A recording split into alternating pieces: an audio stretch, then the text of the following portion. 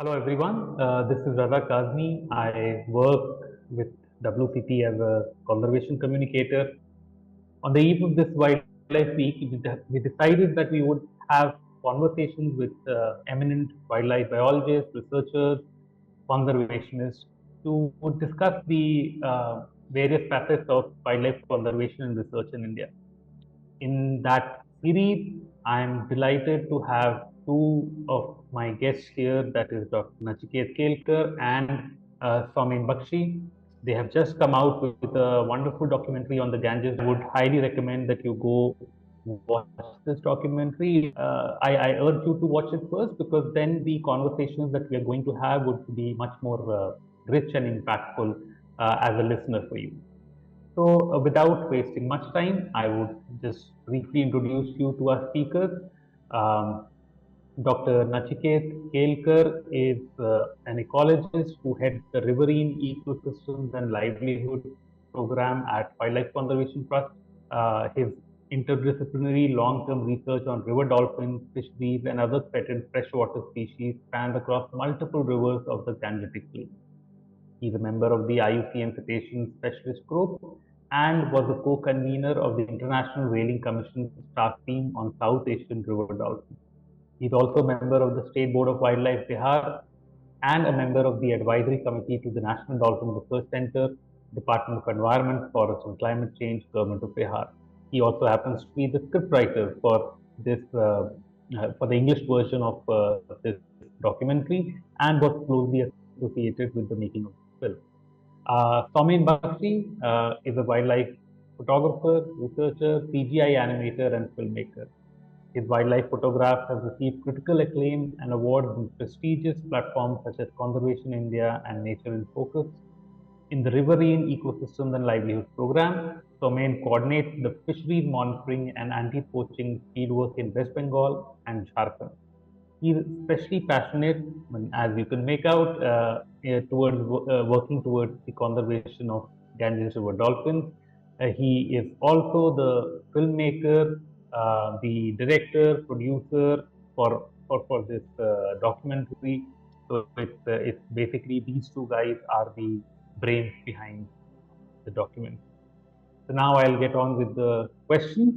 I think my first question would be to Dr. Nachiket. As you would, I mean, for viewers who once have had a look at the film focuses primarily on the stretch of Ganga along the Jharkhand Bengal border and then into Bengal. But Gangetic dolphins or Ganga dolphins, they inhabit a large stretch of Ganga. So could you please tell us a bit about their ecology and distribution? And also, I was curious about their population sizes because we tend to talk in numbers when we're talking of terrestrial species. So do we know what an estimated population of Ganga dolphins in India is, or along the Gangetic river system is, and how are such estimates reached there? Yeah, thank you, Raza, for that very kind introduction. The Ganges River dolphin, as we know, is was declared India's national aquatic animal in 2010, and it has always been, enlisted as an endangered species as per the IUCN Red List assessment. The first of which was conducted in 1996. And the Ganges River dolphins distribution ranges over nearly 20,000 plus kilometers of rivers across the Ganga, Brahmaputra, and associated river basins, stretching right from the Chambal River in the west to all the way up to the Karnafuli Sanghu basin of Bangladesh in the south and to the Brahmaputra River in the east. And as you can see, that's a very large, vast span of river network across which this species occurs.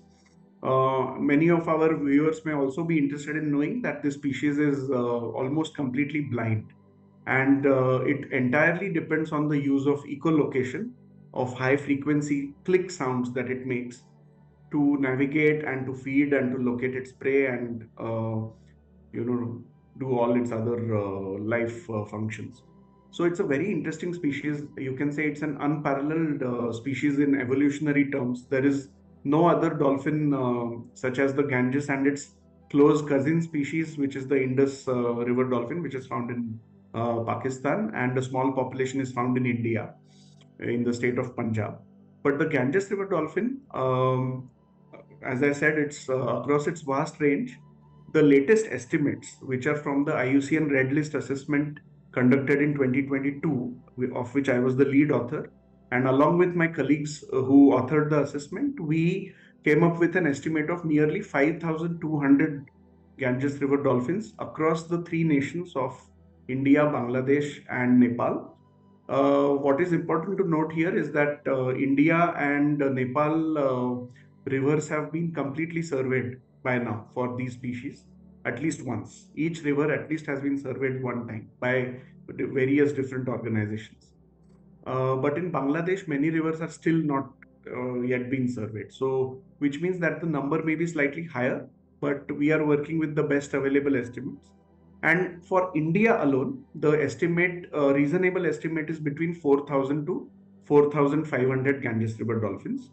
Of course, I need to qualify here that this includes dolphins of all ages.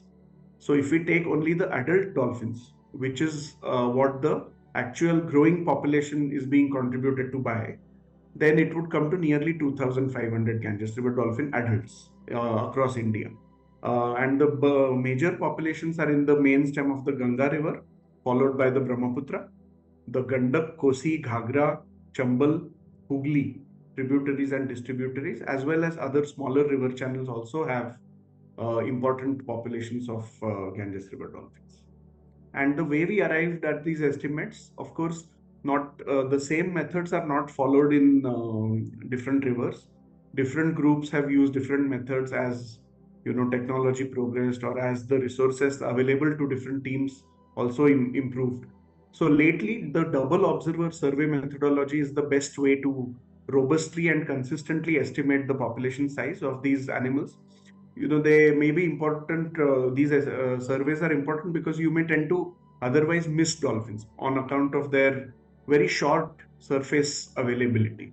They're mostly underwater, and only for breathing they come up to the surface every 4 to 5 minutes on average, and that is when the observers have to count it. So with the lack of standard methods in the past, it was difficult to come up with these estimates. But what we managed to compile was essentially a, you can say, a best of the available sort of estimate. So there is likelihood of some error around that, but lately more and more double observer surveys are being conducted, and we hope that soon we will have comparable baselines for the species. Thanks. Wow, that is quite fascinating. To be honest, I didn't know these nitty-gritties either. Sominda, I would like to bring you into the conversation now. Uh, we learned from your film about your deep attachment with the Ganges dolphin that drove you from a very early age to look into the species, and all of this was in some ways guided the fact that you grew up in Malda, which is right in the heart of Ganges River dolphin landscape. So, could you tell us about your childhood memories related to these creatures and how sort of they inspired you to work towards their conservation, and how did that journey lead to this film? Since my childhood days, I was really fascinated to wildlife. So on my school days, I saw various wildlife documentaries and wildlife series on TV, and that inspired me a lot also. And then when I grown up, I saw that in my place, in my place where I belongs from, the Malda, the central of West Bengal. So here is no such wildlife sanctuaries, national park, forest, or nothing. I depressed a bit, but suddenly I found myself lucky because I find Ganges river dolphin, smooth-coated otter, this kind of endangered elusive animals are in our river, and that's was really a treat for my eye. And I started photography, seeing them, and very frankly speaking, photography, wildlife photography for me is meaningless without any conservation effort on it. So, uh, since my childhood days, I wanted to contribute something for the conservation effort in wildlife. But I am academically, I am non-scientific background, but I always motivated myself with that I can do, and I started photographing Ganges River dolphin, smooth-coated otters like that, and then on 2019, when I went for a birding trip with some co-birders of my local area on a place Panchanandapur, that is a river floodplain of Ganga, and there I found Ganges dolphin entangled with a net, and it was died already. And that incident jolted me very badly. And we informed to the forest department, and then that was rescued. That carcass was rescued. But that incident made a spot on my mind that how they would survive in this river. Well, there is so much fishing pressure is on, but and after that I started monitoring that kind of bycatch incident in different part of Malda district, as well as Jharkhand also, and I found there are lots of bycatch incident. Those are really most of it is actually accidental bycatch, accidental mortality. I think accidental mortality in the sense fishers intentionally don't want to catch it with their nets, but it got entangled with their large mesh size nets. And as going with the fish supply and demand of the fish, especially in Bengal, fishers are also using lots of nets, lots of various mesh size nets, like 45 mm to 320 millimeter mesh. So those are really huge. So it would be a dolphin would be easily got entangled with those nets very badly, and they would be die. And after 2019, after a few days after that incident on 2019, on that was happened on 2000, that was happened on November 3rd November. That was on my birthday also. So that was the worst ever birthday gift to me by nature, and that's why is also that incident jolted me very badly. And then luckily on December 2019, I met Dr. Nachiket Kelkar in a social media platform, and I found myself then very lucky. Now he is my mentor, now he is my friend, but on that time he was a different person for me. I think I thought him from a different world. But, and I learned a lot from him after that, and I discussed with him that I want to make a documentary film on Ganges River dolphins bycatch. That's the start of this film. And then, as he suggested, lots of things to do, how to monitor, what kind of information I should get. And then I started connecting those fishermen, because they are the main stakeholder of this river, this ecosystem. So fish, dolphin, and these things are really correlated with the other. They also depend on fish for their livelihood, and we are also trying to save this animal. But we have to, we always have to see them also, and this endangered species also, because on that time their population, a few years ago, their Ganges dolphins population also was also declining. I just wanted to do something for this charismatic animal, for their conservation. And then I started to gather, collecting lots of footage, lots of information from fishers, and by that way, this comes today. Fascinating. That is such an inspiring story, Samendra. So, I think picking up from where you finish your answer, you mentioned that perhaps the groundwork for this documentary was laid way back in December 2019. That's a good 5 years, almost 5 years ago. Did you start filming from 2019 onwards, or was there, there was a specific period of a few months or a year where you gathered all the footage? There's also very interesting CGI work in your documentary. So we would be grateful if you could talk a bit about that as well. And just what were the challenges in this journey of making this documentary? I assume I have only seen Ganga dolphins once in Brahmaputra, and they come out for a fraction of a second on the surface of the river, and I would just blink and miss. So to be able to get such good footage, I'm sure it must have taken a lot of time and effort. So if you could just tell us about this how the documentary came about, the filming, the CGI, and some of your challenges.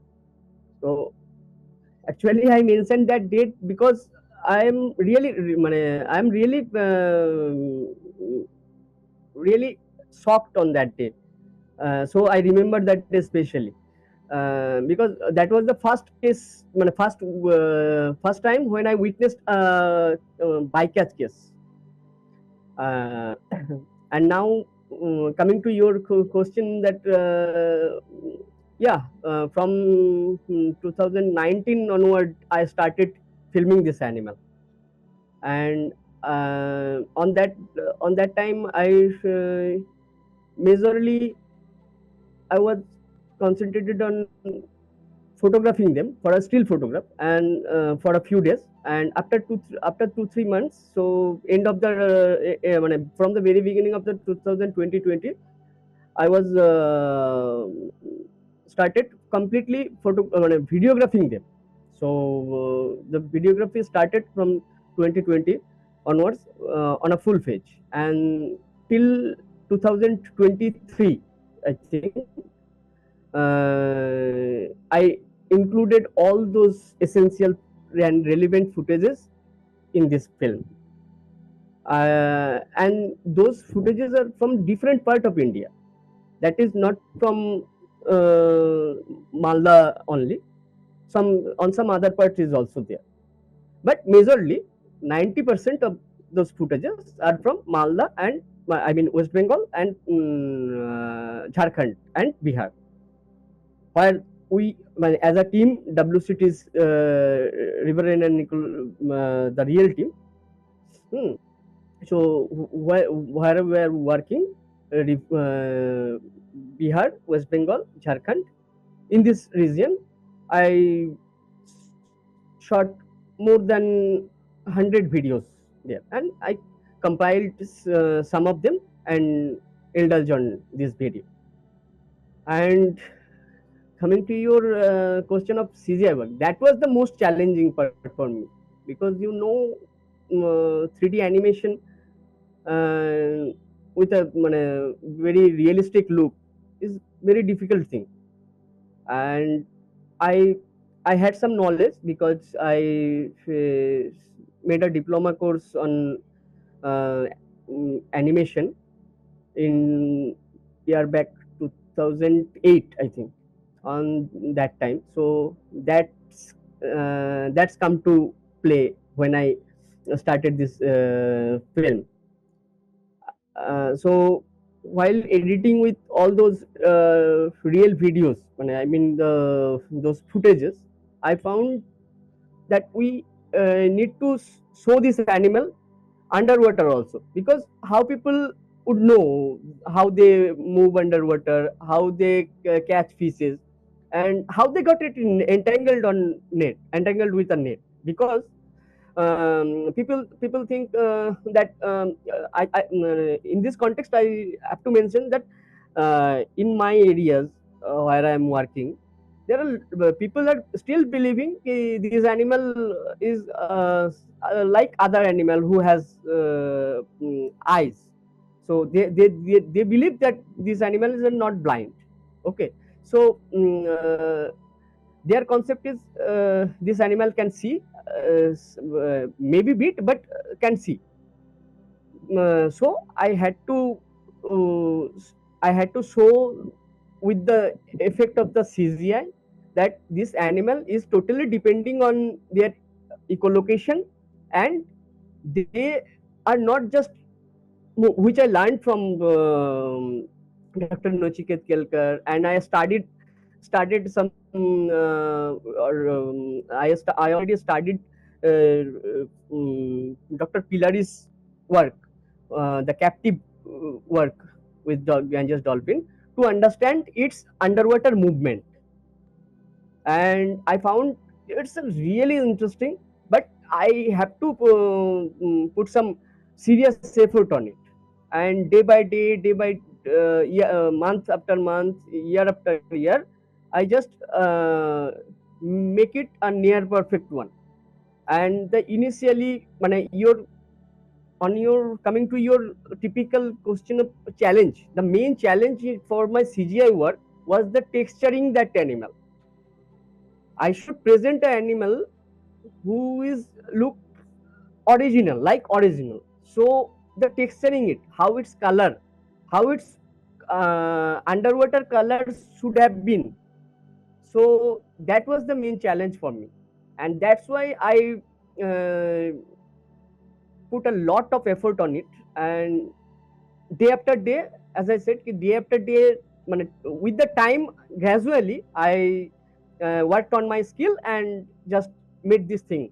uh, so on some day I will show you some raw file, and I mean the raw project on my 3ds Max, and on ZBrush, on and on After Effects also, because I had to introduce all those stuff on it to make it more realistic and more scientific, to show its physiology as scientific as I can. I could do. I have already done it on it, and I with some very minimal resources, I tried my best, and let's depend on viewers. Thank you. No, thank you so much. That is quite educational, I must say. So, Sominda, coming to let's talk about Malda, and in being a resident of that landscape, you have seen the fortunes of dolphins evolve over the decades. You've had close interactions with scientists, with forest department people, with the fishermen community. So. Can you tell us how the dolphins have been doing in that landscape of Malta that you have been familiar with? Are they doing better now compared to how it was earlier, or they are the same, or if things have gotten worse around Malta have evolved over the decades? Okay, so I think recently it is doing better. This species doing little bit better from the previous few years. I still have been monitoring those anti-poaching activity uh, on those riverine areas, and I found some kind of incident. This kind of some intentional bycatch incident was happened once, or two times, but this kind of things is now not happening, and I think now they are doing little better, and I am quite optimistic. But there is a if factor. If, in what sense? That is the authorities, that the highest authority who can do their things to protect this animal. that is the forest department. So I think forest department need to grow up their monitoring activity in some part where is this kind of incidents continuously been happening. So that's the only thing for me I that's the only thing I feel that where monitoring is it this species on a large scale can only secure their future. But I am quite optimistic about this species, and um, they will roam in this region, this Gangetic and Mahananda river. Thank you so much, Soumendra. So I think that is a very optimistic note to finish this conversation. And I really hope that dolphins continue to flourish in Malda, continue to flourish along the all their habitats across India. And we hope to see you make many more documentaries. Please continue this wonderful journey that you are on. Coming to you, Nachiket, once again. So the film talks about the extremely complex relationship between fishing communities and dolphins. While on one hand, these are largely impoverished communities at the margins of the society trying to eke out a living. On the other hand, you do have certain fishing practices that are endangering these ancient river mammals. So, uh, could you elaborate a bit more on this conundrum and the relationship between fishing communities and dolphins? So that's a very interesting question because as we know, these Ganges River dolphins have been living in the Ganga River system for millions of years. 25 million years is when they are estimated to have evolved in their present form. What we see has been here for nearly that long. Whereas if you look at fishing, it is also the one of the oldest occupations that humans have practiced, probably the oldest also.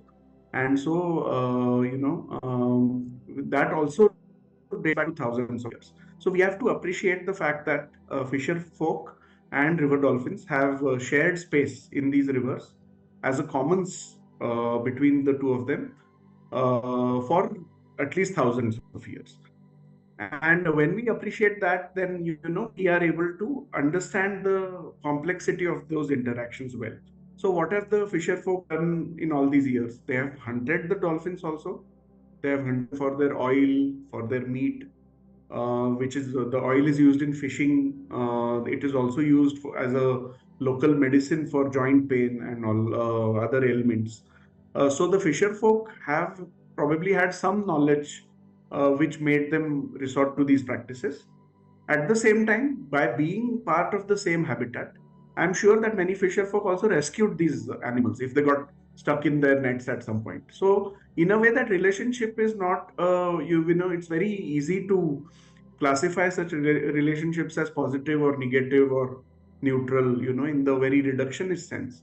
But if you look at it, it's a whole spectrum of interactions. It involves exploitation, it involves hunting, it involves even accidental mortality, which is bycatch, which is what Somen's film is about. Or it could involve positive interactions by being part of the same habitat.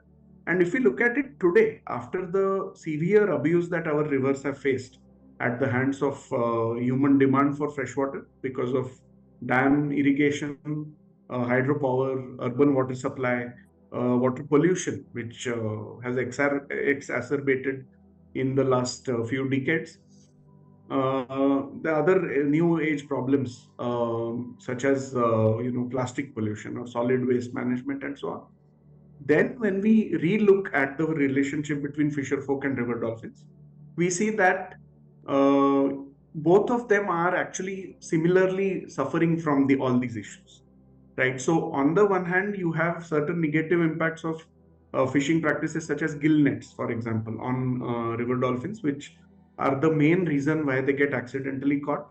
And because of awareness, hunting has actually slowly come down also among many fishing communities that used to hunt, probably don't hunt intentionally anymore. but the temptation or the traditional practice of quickly using the oil of the dolphin, if it gets stuck in your net, still makes people tread on a path which is illegal, or which is deemed as illegal in the present day and age. And if we really want to protect these dolphins, it requires a multi-pronged approach, and it should not involve both. It should not involve romanticizing the fishing community, nor should it involve villainizing them.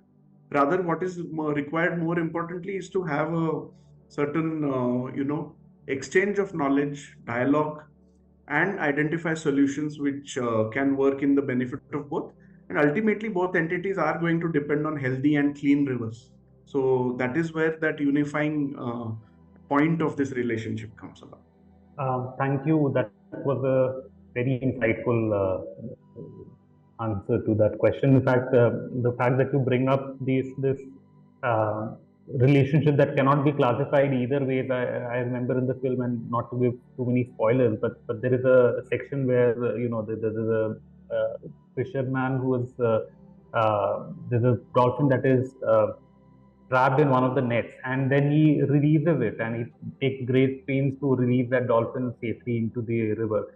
So I think that is it, and I think a very important point that you mentioned about neither romanticizing the fishing community nor villainizing them. I think that pretty much holds true for all the communities that live and share spaces with our wildlife. But continuing the conversation, as you pointed out, that this film is by and large based on the issue of accidental bycatch of dolphins during fishing. But there are other issues that face other threats that the Ganga dolphin is facing. You could touch upon a bit on what are the other threats that it faces, and also what are the innovative approaches that are being adopted to counter these threats. There are some that the film touches upon vis-a-vis the problem of accidental bycatch. But if you could just give us a sense of that as well, and the general threats, and what are the other mitigation measures for them. Sure. Let me come to the first part of the larger threats facing the Ganga River and the overall ecosystem. So some of them I just already indicated. One threat comes from the staying impact of large dams and of barrages, which basically fragment the river flow, also divert a lot of water into the canals for irrigation, hydropower, which are also important needs of society for electricity, for agricultural productivity, and so on. But what we are seeing now is that the capacity of irrigation systems, for example, to further increase productivity substantially, given the amount of irrigation they are getting, is now saturated. So in a sense, we are probably already at that point where we have nearly reached the peak of water withdrawals from what should have been going into the river. So that is one aspect. And for this, approaches like reoperations of dams to provide ecologically adequate flows to downstream river stretches, which will maintain adequate depth or which will maintain adequate sediment for species such as the Ganges River dolphin or for the ghadial. That is an important mitigation measure. When it comes to the issue of fishing, now fishing, we are looking at a much more serious problem here. So as we know, fish is an important source of cheap protein, nutrition, food security for many of our rural poor and for many marginalized castes and communities across India. It is estimated that nearly 10 million to 15 million people in some way or the other depend on capture fisheries, which is not fish farming, what is caught wild from rivers and wetlands in the Gangetic Plains alone. So this estimate is just an estimate, but it's a very large population that is dependent on it. Probably in many cases, this is the only means of or only source of livelihood for these people.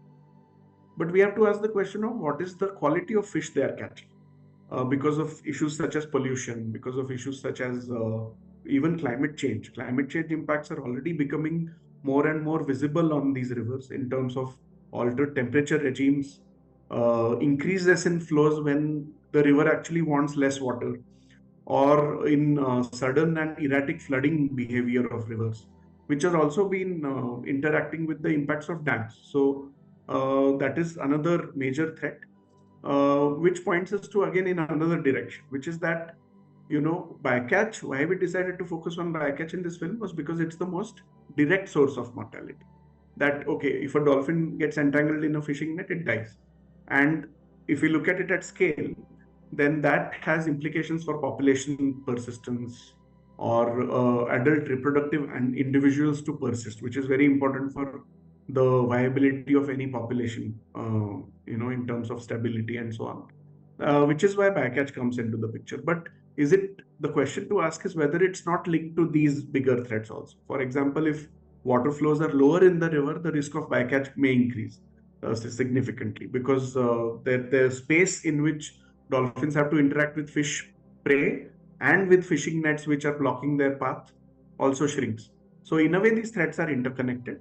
Um, Now, what we are looking at, apart from the ones that I mentioned, is the Ganga River is witnessing two very important changes. Not just the Ganga main stem, but also the tributaries and other channels that connect with the Ganga. These are twofold. One is that fishing is no longer as secure an occupation as it probably would have been. It has almost gone the way of becoming a criminal political economy, by which I mean that there is a lot of control of criminal elements on fish resources. Who controls the revenues? Who sort of stakes claim to fish that they have themselves not caught?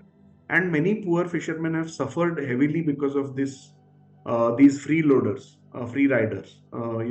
Basically criminal gangs. This is very common in the Gangetic Plains in the habitat of the river dolphin. So what this has led to is that if you look at it at an aggregate level, while bycatch remains an important threat in many areas, overall fishing has actually gone down in the Gangetic Plains, and that is because of mass distress migration by many of these fisher folk out of fisheries, because they don't want to continue in a system that makes them feel very unsafe and doesn't give them much in return in terms of fish either, because of all these environmental issues. The second crisis that we are going to soon perhaps witness the impacts of is related to the growth in river based infrastructure. So this includes large-scale industrial waterways projects, or it could include the river interlinking project, which is one of the very ambitious plans which has always been a very ambitious idea for our government. But as we see, both these projects have not really been being executed at the speed that was projected, and there are reasons for it, because they're very costly projects and also very likely disastrous projects. And the river dolphin's future, therefore, is enmeshed in all these larger threats on the one hand, and the impacts of fishing at a local scale, which are reducing perhaps. The larger question is, if the fishing community doesn't remain with the dolphin in its habitat, how do we speak up against these threats that are going to change the face of the Ganga River and its tributaries? So here we are looking at a very big challenge. The second part was about what innovative solutions can be to mitigate bycatch. I believe that bycatch is a problem that cannot be completely prevented. There will, even with the best possible measures in place, there will always be some bycatch by sheer accident, because it's in the nature of the business of fishing with nets. But yes, having said that, there are potential solutions at several levels. The most obvious solution is to stop the nets from operating in river dolphin hotspot areas or important habitats. The nets which are likely to affect or directly cause bycatch. These are mainly gill nets. It is estimated that nearly 80 to 90% of the total bycatch of river dolphins occurs in these large meshed gill nets. So at least in those areas, if we are able to curb their use, other smaller and more benign fishing methods can obviously be allowed, but not these methods, which will have some social impacts. But there may be ways to think of alternative gears. There may be ways to think of even compensations or settlements of rights, which almost never happen in these river systems. So that is the long route, but that is one stream of solutions. In today's world, we have to talk about technologically assisted solutions, which also are many. So organizations like WWF India are using pingers or acoustic sound emitters, which basically deter dolphins away from fishing nets. But here the animal is being deterred. So one solution we have come up with in our team is to have devices to alert fishers from moving away from dolphin hotspot areas by using buzzer devices called boat-based alerts or indicator systems, which also allow tracking of fishing boats in certain dolphin important habitats. At the same time, they proactively try to involve the fisher folk in making a decision about moving away from an area where there may be risk of bycatch. Because when an event of bycatch happens, it is not a very good happy event for the fisherman either. If the person gets caught, even though the bycatch was accidental, it will be treated in the same way as hunting under India's Wildlife Protection Act, because we don't have a separate provision for accidental mortality of wildlife. Again, that is a policy problem. But here, when it comes to actual implementation, we could probably do better by having a separate framework to address bycatch, which does not exist even in our fishing policy yet. So, unlike many other countries, we have got a Fisheries Act for rivers, which is a state level act, and it's completely disparate from what the Wildlife Protection Act dictates. And I think merging the two is definitely a very productive direction. So, but all these things apart, the ultimate thing remains behavioral change among the communities that are living there. Those who try to make a quick buck out of opportunistically harvesting dolphins caught in their net, that is where action is required in terms of bringing about behavioral change. And that does not come by simply conducting awareness programs. That comes by much more close engagement, much more dedicated efforts to improve the conditions of those people also. So in a way, it's an entire gamut of solutions that we are looking at here. In the short term or in local areas, the technologically aided solutions are very important and they should be prioritized. But they are not the ultimate solutions. The ultimate solutions come from major social reform, major economic and policy changes, which will help the communities overcome poverty and also be able to depend on a sustainable and healthy fisheries, which is also wildlife friendly. It's a tall order, but I think we all have got a lot to work towards that. Thank you, Dr. Nachike. That was very eloquent and very well put. Quite revealing as well. I think I'll wrap up this conversation with you.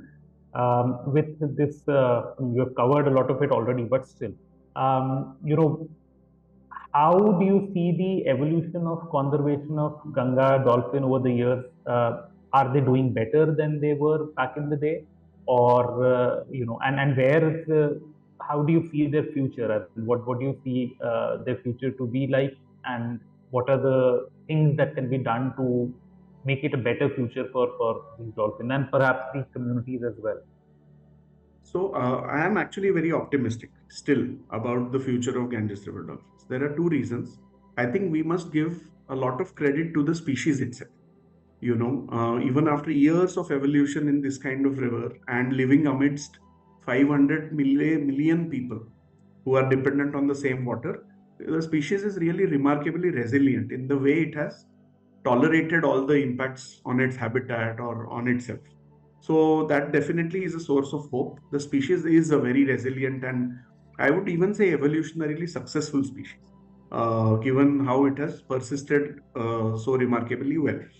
At the same time, there is no room for complacency, as there never is in conservation.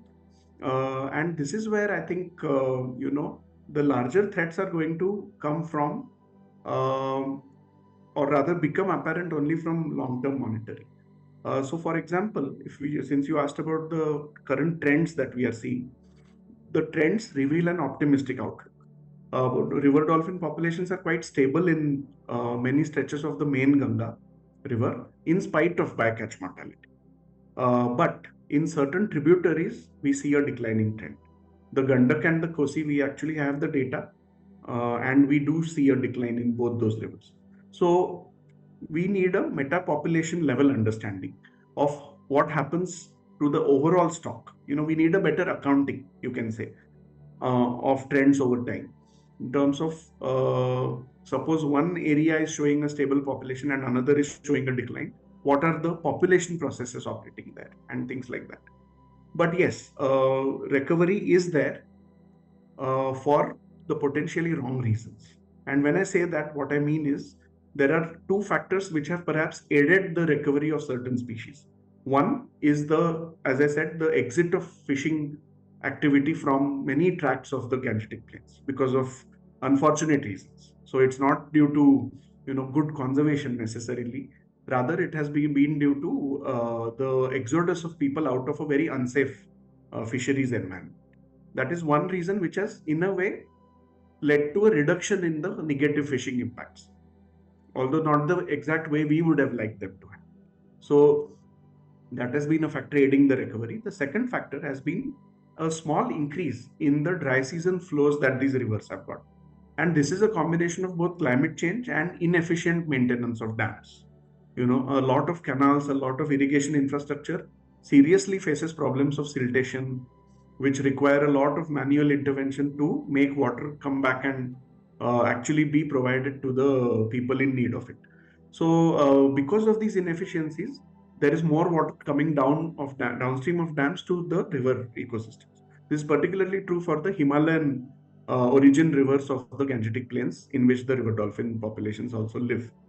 So, but we should not be enamored by this so-called recovery, because on the one hand, we are seeing these impacts are also, when I say climate change, one factor is erratic rainfall, unseasonal rainfall, as well as glacial melt. So there is definitely some emerging evidence to show that we are in a phase where better flows are there and lower fishing is there, which is probably historically never been the case. Either there was a lot of fishing and better flows, or there was a lot of fishing and poor flows in the dam building era of the 70s and 80s. But now we are witnessing something different.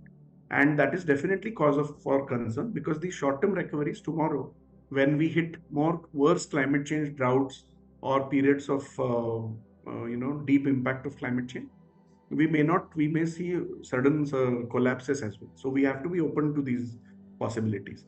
And I would just say that conservationists in general are a little eager always to see impact by assuming it's because of their own actions. But we need to pause a bit.